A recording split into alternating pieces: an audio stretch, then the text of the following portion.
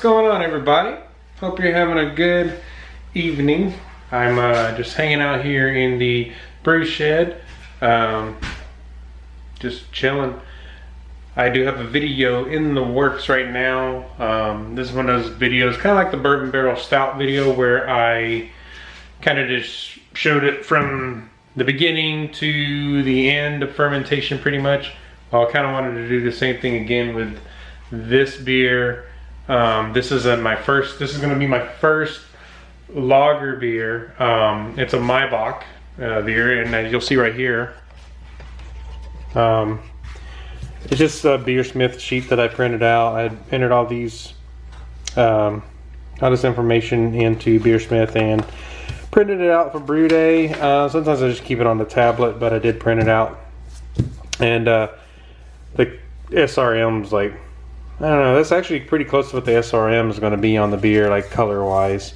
But one thing I hate about Beersmith is when you print these out, it cuts off. I haven't figured out how to fix that to where it prints to the full sheet. But anyways, I did hit gravity close to what Beersmith said I would hit versus what the brewing kit said I would hit. And so yeah, this is going to be a good beer, I think. I'm right now in the middle of diacetyl.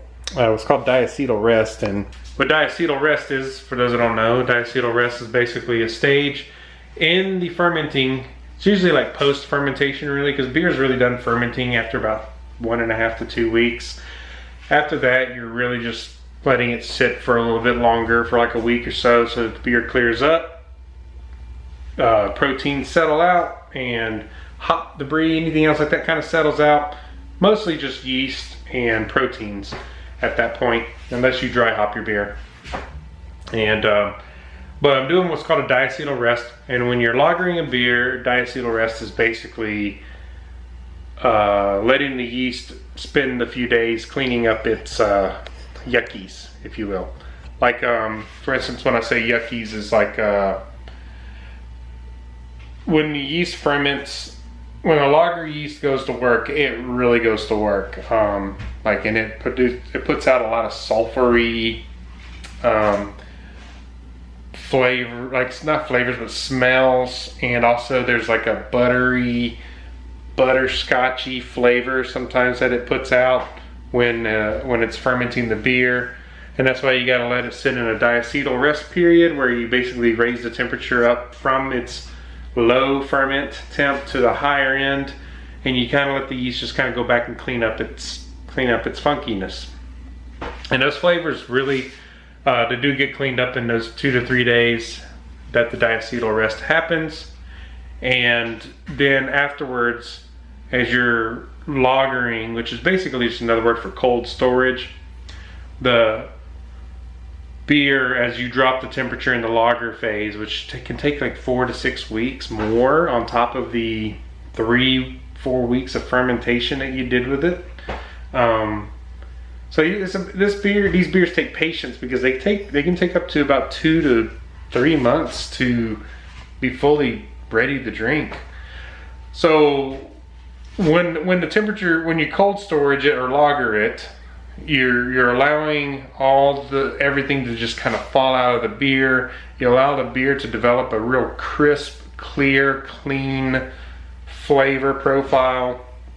It's just a very clean beer, kind of like when you buy like a Budweiser or Coors or something like that. Those beers have been lagered, and believe it or not, pretty much most of your commercial beers, if they sit on the store shelf long enough, they've been lagered. Because all lagering is you store the beer at a very cold temperature setting for an extended period, and then the beer's been lagered. That happens with my beers in my kegerator. If you are a home brewer and you've stored your beer in a keg long enough, you start to notice that your beer gets clearer and clearer and crisper. You tend to lose some flavor profiles because it kind of just settles out over time, but you essentially are lagering your beer the longer it sits in your kegerator. So, I'm drinking the brown ale, by the way. This is a fantastic beer. But yeah, man, beautiful claw hammer supply brewery behind me here. I love this thing. Oh man, brew in a bag. I mean, I love it. I also really love the mesh basket. It allows you to crush a very, very, very fine crush. Man, you can crush your grains super muddy, and does not end up in the boil kettle at all. Doesn't. And it's been great, man. My beers have been fantastic off of this system. I just can't say enough good things about it. And no, I wasn't paid to say that. I spent my own money from your viewership, YouTube money that I made. I've dumped it right back into the brewery. And I thank you guys so much for allowing me to have these toys and allow to invest in these toys to put back into the channel. Just like I did the Masterbuilt Gravity Smoker. I used YouTube funds to help put into that. So I was playing, man. I made the money, I put it right back into the channel, right? For you guys, to demo stuff. And then once in a while I do try to get like somebody to at least sponsor something, so it's not just like me just constantly dumping money in there, like get something, demo it, and give you my honest opinion about it. So, but up here, I have rearranged up here a bit. Got my 2 SS Brewtech brew buckets up there. I actually have 3 SS Brewtech at Brewtech. I also have, I have a total of 3 SS Brewtech brew buckets, and these are just my spares. Up there, I did give them a nice polish, so they look nice, and they're conversation pieces right now until I actually use them. But then I got my water jugs up there, and I've got some mason jars up there, but we won't talk about that because we just won't. But anyways, yeah, this has gotten a little cluttered with stuff, but hey, it is what it is. So yeah, I also did finally mount my claw hammer supply control box on the wall there, so it's nicely and set up and off the table, and just it goes there nice. I love it. But yeah, we've got a nice setup going on here, man. And got the stasis. I just dialed the stasis up to what am I trying to say here? I just dialed the stasis up to 60 degrees, and it's climbing slowly. But I did have it fermenting at 54, but we're past the 2 weeks of that. And so now I'm letting the fermenter get up to about 60 for the diacetyl rest period. I'll let it sit there for, we'll let it sit there for 3 days. After 3 days, we'll start lagering, dialing it down 5 degrees every day till I'm about 37 degrees. But that's all it is, man. I just wanted to give you guys an update. I do have a brewing video coming out to you. It's already been shot. I got all the footage. I just need to edit it.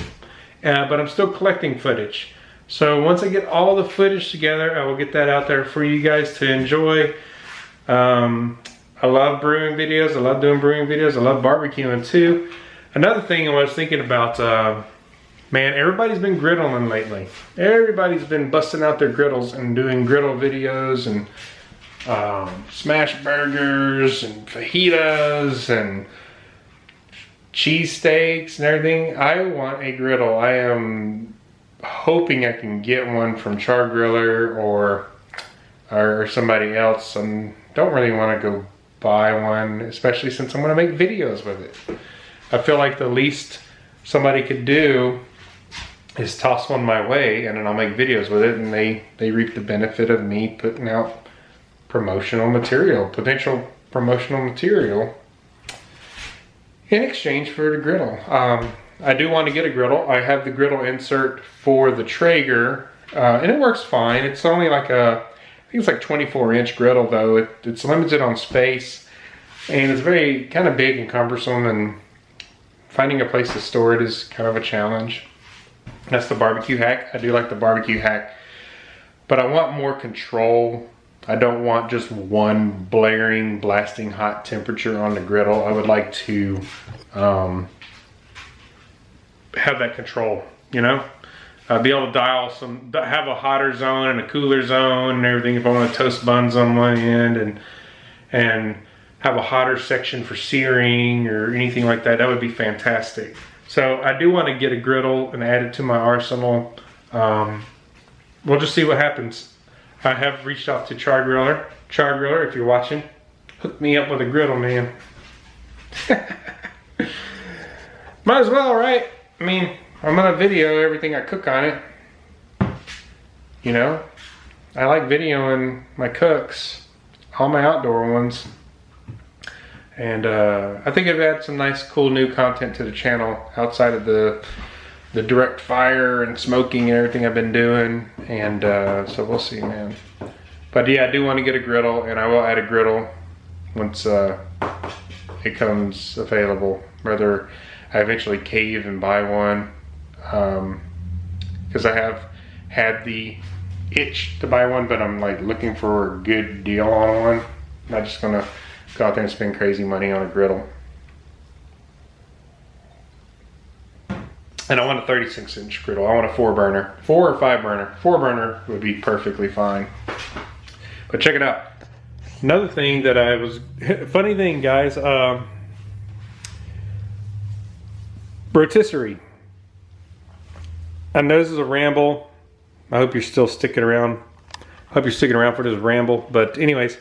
Funny story is I was shooting a video for rotisserie chicken on the Masterbuilt, and the rotisserie stopped working, or it was working, but it was brand new, man. My first cook with it, brand new. Started making a bunch of grinding sounds and everything, and I said, well, that can't be good. So yeah, I reached out. Actually, I posted on Instagram about it because I was so excited about it.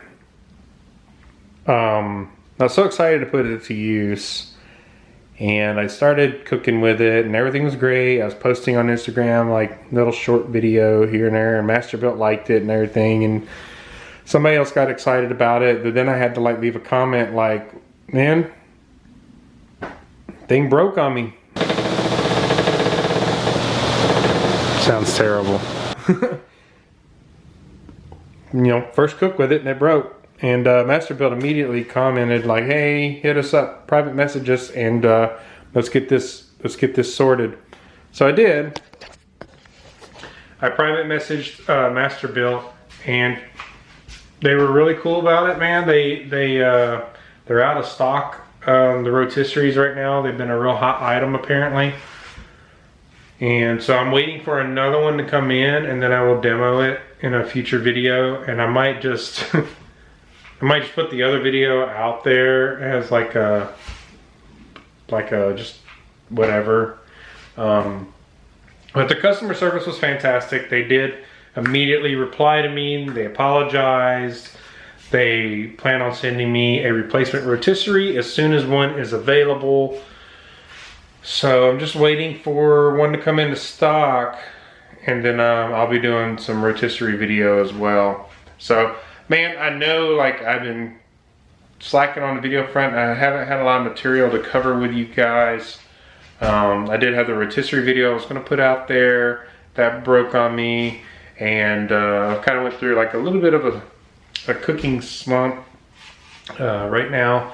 And I just don't want to put videos out there just to put them out there. I'd like to give you something of substance if and when I can. So griddle videos will be coming too, because I feel like I need to add some of those to the repertoire. If not, just to have fun with it, right? And just bring you guys along for the journey. And we'll be doing some more smoking videos too on the Masterbuilt. And I'll probably bust out the Acorn some more and start doing some more Acorn videos, because I do love the Acorn ceramic. Good job on that one, Char Griller. That grill, or the Acorn ceramic, the ceramic Acorn is phenomenal. Did I say ceramic? The ceramic one is just built really well. I've cooked all kinds of stuff on it. I just love that grill. It's my favorite out of my grills. The Masterbuilt has some flaws, but when it works, it's fantastic. When I say when it works, is I've had it shut off on me a couple times. And I might talk about that in a future video here soon about, you know, the Masterbuilt, what I like and what I don't like. But I love the design and I love the concept, but there's some things that could be better. So the Char Griller Acorn ceramic is still my favorite grill out of all of them right now. So anyways, guys, I hope this wasn't long-winded. Just wanted to kind of touch base with you, let you know we're still rocking and rolling here. I've done some random Instagram posts. I did do some smash burgers the other day with donut buns. I do plan on doing a video with that here soon as well. So good and so bad for you, man. When you use rinse aid on your glasses, this is what happens. There's no head on the beer, so yeah, that's just a sacrifice you make when you use rinse aid in your dishwasher. Not a big deal. Beer still tastes great. Just presentation-wise, leaves a bit to be desired. So anyways, I love you guys. Thank you so much for tuning in, and we'll see you here soon when we get some more videos cranked out. Brewing video coming soon. Once I get this beer in the lagering stage, then we will stop and then I will edit it and get that out to you as well. And like I said, hopefully I can get some more cooking videos here soon also. I have quite a bit of meat in the fridge, or freezer. So anyways, cheers, and we'll see you soon, guys.